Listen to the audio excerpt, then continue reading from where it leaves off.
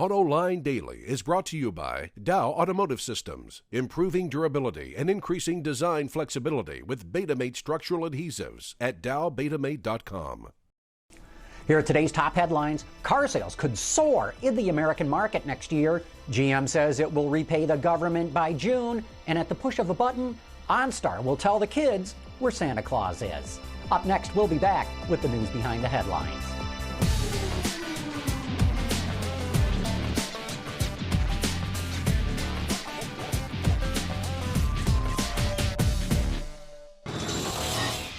This is Autoline Daily for Wednesday, December 16, 2009, and now the news.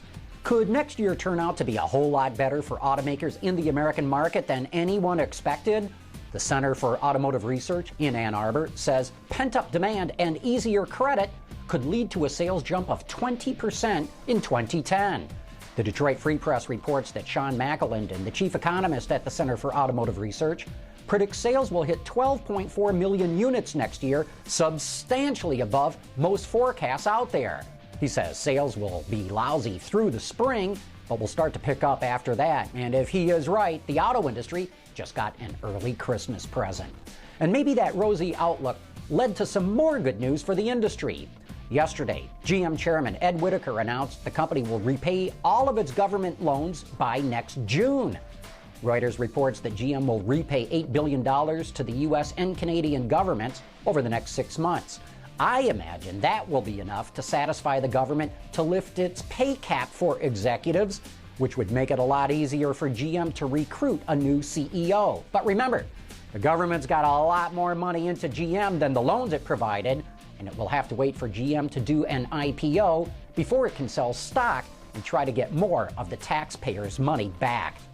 China is the largest car market in the world, but it's an even larger market for electric bikes. According to Gasgoo, e-bike sales are expected to hit 20 million this year compared with 12 million cars. The bikes are powered by a rechargeable battery and are popular due to their low cost, only $360 for the high-end models, and are more convenient for getting around congested cities. Chevy will offer wireless internet in select models. According to the Free Press, it's a dealer-installed system that will allow users to get online inside and around the car. It costs $200 and service is $30 a month, although for a higher fee, it can be upgraded. It'll be available on the Equinox, Traverse, Silverado, Tahoe, Suburban, Avalanche, and Express. And GM will allow kids to track Santa Claus via OnStar. Starting Christmas Eve, OnStar subscribers just need to press the blue OnStar button to have an advisor share Santa's whereabouts. NORAD, which has tracked Santa for over 50 years, has partnered with OnStar to provide the service. Renault has ended speculation that it's going to pull out of Formula One. According to the Wall Street Journal, the French automaker will continue to race, but it's going to sell a majority of its outfit to Luxembourg-based private investment firm Genii Capital. In other F1 news, the New York Times reports that Michael Schumacher may come out of retirement to sign on with Mercedes to compete in the series next year. And speaking of Mercedes, Inside Line reports that late next year the company will drop its naturally aspirated 6.2-liter V8 in favor of a twin-turbocharged 5.5-liter engine. The company's AMG 8 isn't the only power plant getting booted. Mainstream Mercedes models are moving to forced induction as well. And in more related news, Bloomberg reports that the future of Maybach may be in doubt. The retro-named super luxury brand has not competed very well with other top-shelf marques like Rolls-Royce and Bentley. Last year, it only moved 300 cars compared to 1,400 Rollers and nearly 8,000 Bentleys. But Daimler CEO Dieter Zetsche says they're still committed to the brand. The Daily Mail reports that a British photographer named Andy Wilshire miraculously cheated death at Pomona Raceway in California. As he stood alongside the track, an out-of-control funny car nearly hopped the barrier and took him out. Incredibly, he cheated death and even got away with some amazing photos. Here you can see just how close things got. Luckily, both Wilshire and the car's driver were unharmed. Hey, coming up next, it is time for You Said It.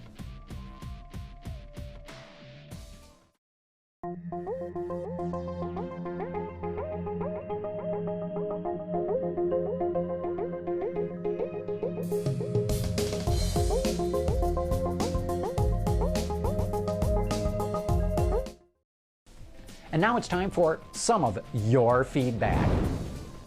Here's my chance to showcase some of your comments and letters.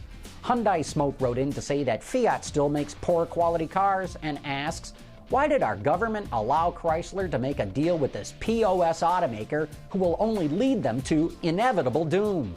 Well, Hyundai Smoke, the government did the deal with Fiat because it was the only deal on the table. And even if you think that Fiat will lead Chrysler to inevitable doom, it doesn't matter, because if Fiat had not come along, Chrysler would have ceased to exist about 6 months ago. Perry Cartwright wrote to say that we sort of misquoted Johan de Nysschen, the president of Audi of America, when we said he's falling in love with diesels. He says, your attribution of falling in love that you gave to Mr. de Nysson's National Press Club appearance seems intentionally skewed by your own opinion. Perry, I know Johan de Nyssen very well. I've interviewed him numerous times, had him as a guest on Autoline Detroit on several occasions. I went to the Sebring 12 hours with him a couple of years back. I was at the Indy 500 with him this year. I even went to Elton John's party on Oscar night with him a couple of years ago. I consider him a friend, and I can tell you, I did not intentionally skew what he said. That man loves diesels. And along those lines, D-Cars wrote in to say, Johan de Nyssen wants to flood the American market with German diesels. If the Volt, Leaf, and Prius are getting over 100 mpg, the Germans won't have a chance. D-Cars, you might be right, but don't forget, the lithium-ion batteries in those cars are super expensive. There's also the inconvenience of finding a place to plug them in. That means plug-ins and EVs have some big hurdles to overcome, while the diesel engine is ready to go right now. And that is it for today's top news in the global automotive industry. Thank you for watching. We'll see you tomorrow.